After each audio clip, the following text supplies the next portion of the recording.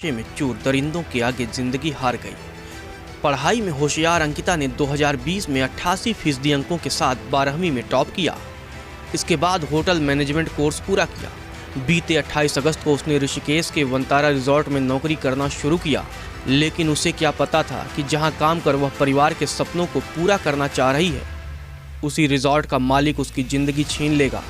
अब अंकिता हमेशा हमेशा के लिए चली गई। हेलो दोस्तों, आपने कैंडल यानी मोमबत्ती तो बहुत देखा होगा और शायद दीपावली पर जलाया भी होगा, पर हमारे दिलराज भाई ने दुनिया की सबसे बड़ी मोमबत्ती बना दी है। जी हाँ दोस्तों, ये जानने से पहले अगर आप भी हमारे दिलराज भाई के फैन हैं तो इस वीडियो को लाइक और चैनल को सब्सक्राइब जरूर करें। दोस्तों, इस एक्सपेरिमेंट को करने के लिए सबसे पहले एक बड़े पतीला में ढेर सारी मोम को पिघला लेते हैं और एक बड़ी पाइप में सभी मोम को डाल देते हैं। 2 दिन सूखने के लिए छोड़ देते हैं।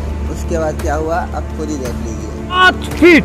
7 फीट 8 इंच यार गाइस, 7 फीट की मोमबत्ती है, 7 फीट 8 इंच। अगर इसकी ये वाले हिस्से को भी जोड़े तो लगभग पूरे 8 फीट की मोमबत्ती है गाइस।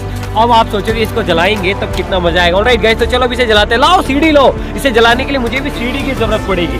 ऑलराइट गाइस, तो चलो गई, लेकिन उसकी मौत ने सिस्टम पर गहरा दाग लगा दिया। मौत से ठीक एक दिन पहले अंकिता ने अपने दोस्त से बात कर पुलकितार के करतूतों का खुलासा किया था। शायद उसे पता नहीं था कि यह दिन उसकी जिंदगी का आखिरी दिन होने वाला है। 17 सितंबर को अंकिता ने व्हाट्सएप चैट में अपने दोस्त को बताया कि उस पर रिजॉर्ट में आने वाले एक वीआईपी गेस्ट को स्पा सर्विस देने के लिए दबाव बनाया जा रहा था।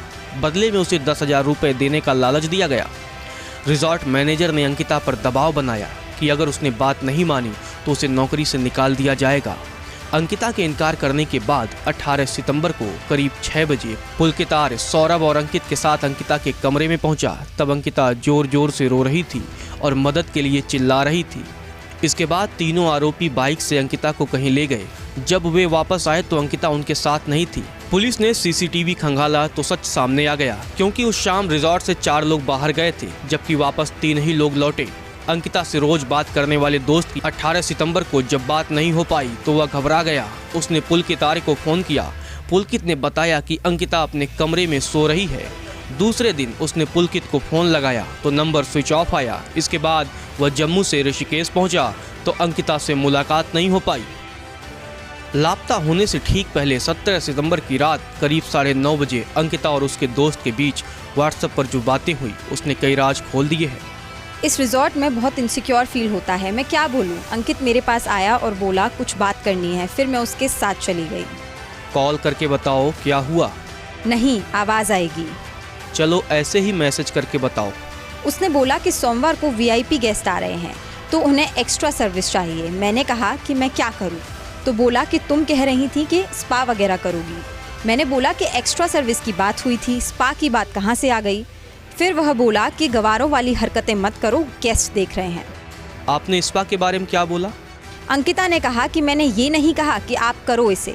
मैं बोल रहा हूँ कि अगर आपकी पहचान में कोई लड़की होगी तो बताना, क्योंकि गेस्ट 10,000 रुपये दे रहा है। उनको बोलो कि मैं शरीफ घर से हूँ, ऐसी सर्विस मैं नहीं दे सकती।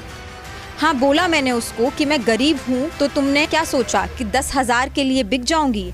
तुम्हारे इस रिजॉर्ट के लिए मैं समझ रही हूँ कि दूसरी लड़की वाला उन्होंने इसलिए बोला कि मैं 10,000 के लालच में आकर मान जाऊँ।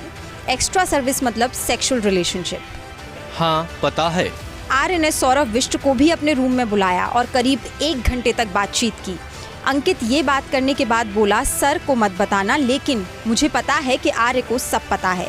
इन तीनों ने जानबूझकर बोला ताकि मैं इनके पैसों के लिए हाँ कर दूं। उसको अच्छे से समझा दो कि ऐसे ऑफर्स ना लाए। आगे से कुछ बोला तो मैं यहाँ काम नहीं करूँगी, इतना गंदा होटल है।